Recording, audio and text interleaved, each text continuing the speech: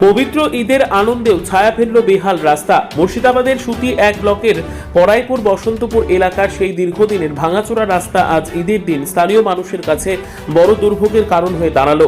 গত রাত থেকেই লাগাতার বৃষ্টির জেরে রাস্তার অবস্থা আরও শোচনীয় হয়ে ওঠে।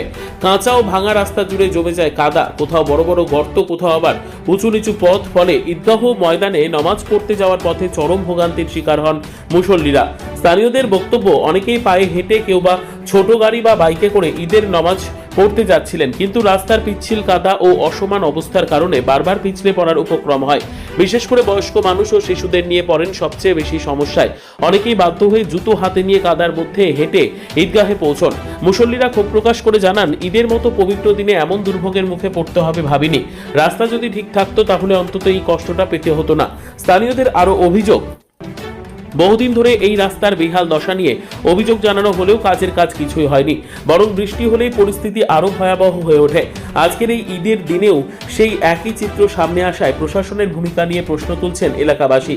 তাদের দাবি, দ্রুত এই গুরুত্বপূর্ণ রাস্তার সংস্কার করা হোক, যাতে ভবিষ্যতে আর কোনো উৎসব বা জরুরি পরিস্থিতিতে এমন ভোগান্তির শিকার না হতে হয়। প্রচুর রাস্তায় চলাচল করা যাচ্ছে না, কাদা পানিতে ছেলে পিলে কত নোংরা হচ্ছে, জামা কাপড়ের জেদ থাকে না, গরম পড়তে যেতে পারে না কাদা খিচুটি। এই যে দেখেন তো রাস্তাটা কেমন হয়েছে, এগুলো রাস্তা হয়েছে নাকি আবার বেকার হয়ে যে লোক চলতে পারে না, মেয়ে ছেলে কাপড় ছেড়ে যেতে হয়েছে, কত অসুবিধা। এখন মনে হয় বর্ষা লেগে গেছে, কি করে লোক চলাচল করবে রাস্তাতে। আপনার গ্রাম? গ্রাম পাড়াইপুর। আপনার নাম? আমার নাম আব্দুল মজিদ শেখ।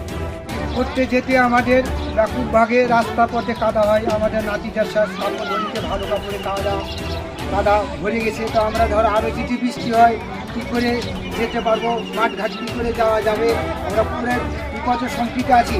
আমরা অতি শীঘ্রই চাইছি কি যে তাগাদা রাস্তাটা আমাদের জন্য হয়। এখন পর্যন্ত রাস্তার কোনো কাজ শুরু করেনি, আমরা কিন্তু আতঙ্ক আছি। অতি শীঘ্রই রাস্তাটা চালু করা হোক, এটা আমাদের দাবি। দেখেন আমাদের হালকা বৃষ্টিতে কত কীরকম ভক্ত হয়েছে, যদি আরও বেশি বৃষ্টি হলে কতটা ভক্ত হয়, তাহলে কীভাবে আমরা চলাচল করতে পারবো এই রাস্তার উপরে। তা আমাদের রাস্তার দাবি একান্ত মেরামত হোক, ভালোই হোক, যাই করুক, আমাদের দরকার আছে একান্ত।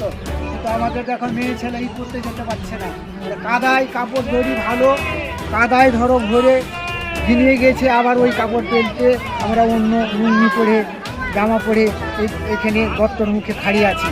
তাহলে এখান থেকে বলছি, আমি পাড়েপুর থেকে জিয়াউর রহমান।